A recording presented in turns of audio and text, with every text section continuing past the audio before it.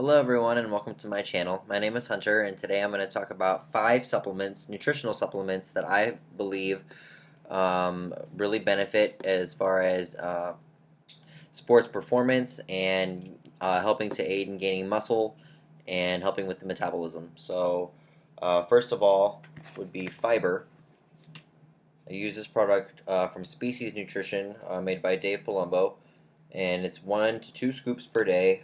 Personally, I just use 1 scoop in the morning with 8 to 16 ounces of water. I usually use 16 ounces of water because I've noticed in 8 ounces it tends to thicken up pretty quickly and it turns into like an applesauce kind of type consistency. So what I've done is I've done 16 ounces of water and the consistency ends up a lot better.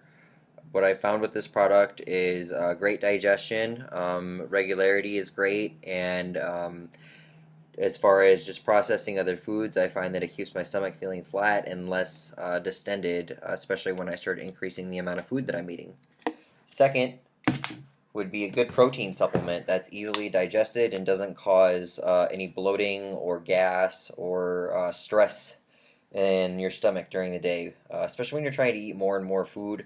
And if you're not somebody who typically can digest a lot of food, if you're a smaller framed person like myself who's trying to gain more muscle, you want something that's going to be easy on your stomach. So personally, I use an isolate protein because it doesn't have any lactose or anything excessive in there that's going to cause issues as far as digestion goes. This one here is a hydrolyzed isolate, but that means is just a little bit faster digesting than other proteins available on the market. So it's going to get through my system a bit quicker.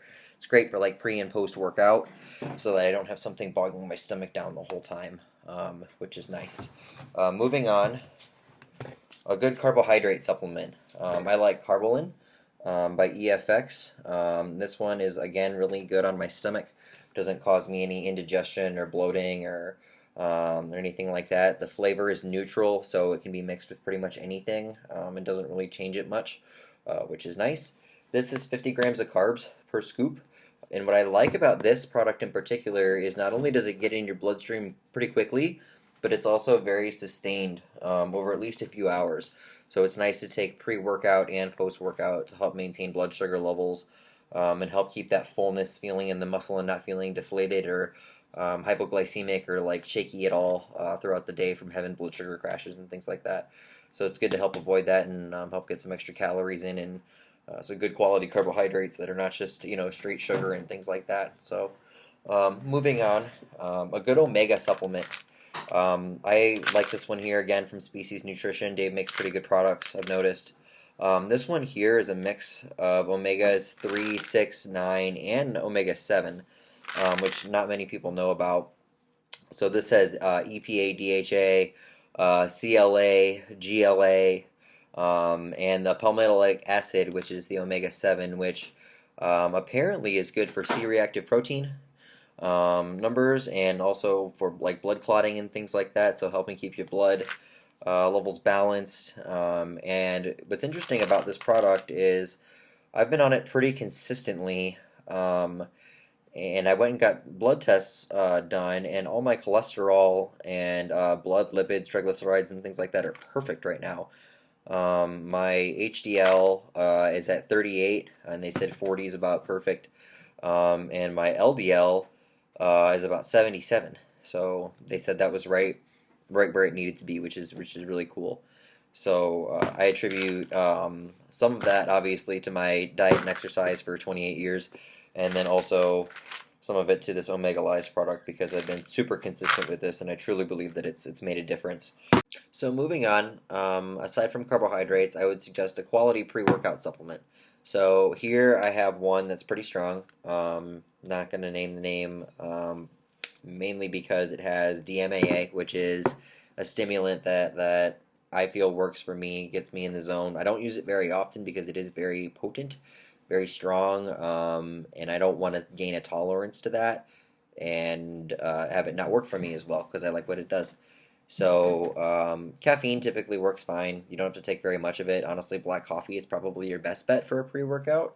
For most individuals, I would say 90% of the population like a little espresso shot or 1 cup of black coffee should be more than enough to get you through.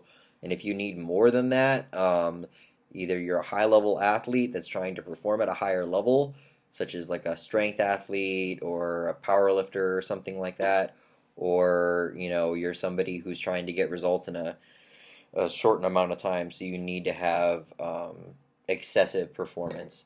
So if you're just your average Joe or average person trying to lose weight or trying to get in shape, I would not suggest a super strong pre-workout. So all that candy flavored mixed stuff that you see at the supplement stores for that type of stuff, just avoid that. You don't really need it. Stick to black coffee. So if you're an athlete, so speaking to the people that want to take it to that next level, some things that you want to look at in your pre-workout product that are going to be beneficial for you. Obviously caffeine, as I mentioned. Dosage wise, you can go a little bit higher as a performance athlete. You can go into like the 200 to 300 milligram range. When you start to get higher into that 400 or 500, that's when it starts to be a negative and it'll work against you. So what that'll do basically is it'll fry out your adrenal system and it'll make you shaky and sweaty and very uncomfortable. A lot of times it'll knot up your stomach and cause a lot of issues there. So I would avoid high levels of caffeine. What I would personally do if you wanted a better stimulation and caffeine's not really doing it for you, try to lower the caffeine and do a blend of other stimulants in there. Try to mix something else in there, something that's going to benefit the caffeine, such as a good nootropic blend, like an alpha GPC, or something like that. As I mentioned, I like DMAA once in a while, but typically I'll just use black coffee if I'm not going to use a pre-workout like that. So altogether, pretty much all you need is your food supplements, which is your proteins and your carbs. Okay. Healthy fats. So it's like a food pyramid here, basically. You got your carbs, protein, fats, fiber, and maybe a little kick once in a while. Okay?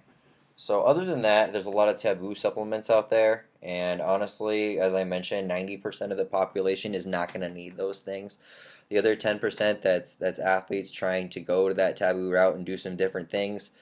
There are experimental supplements out there that are very interesting and that are cool to look into and that are fun to play around with if you're that type of person. But these supplements should get you to where you're going. As far as how you would use them, as I mentioned, fiber once to twice daily, 1 to 2 scoops in 8 to 16 ounces of water. Omegas, 3 to 6 pills per day typically. Most of them say 3. This one here just happens to say 6 because it has so many different ones and you want to make sure you get a full dose of each one. Protein is going to depend on your personal macronutrient requirements, but this is an easy way to get 25 grams in that doesn't have a lot of excess of other fats and carbs, like sugars and processed seed oils and things like that you don't want. So this is a good option as far as a quick, easily digesting protein. Carbohydrates, again, if you want to stay away from junk food, but you want to get in a decent amount of carbohydrates, especially if you're somebody that's looking to put on some size, Carbolin is a great option. Like I said, it's very clean on the gut. The issue is a lot of times when guys go out to eat and try to get in a lot of carbs, is you're stuck eating a lot of seed oils and things like that that really mess up your stomach. So you can avoid that with a carb powder. So I would add this in pre and post workout or to your protein shakes in place of a meal. But I wouldn't do multiple shakes in a row. I find that tends to be too much liquid on the gut and can kind of upset your stomach as well. So I would put some roughage in there. So I would do shake, meal, if you're going to do a lot of shakes throughout the day.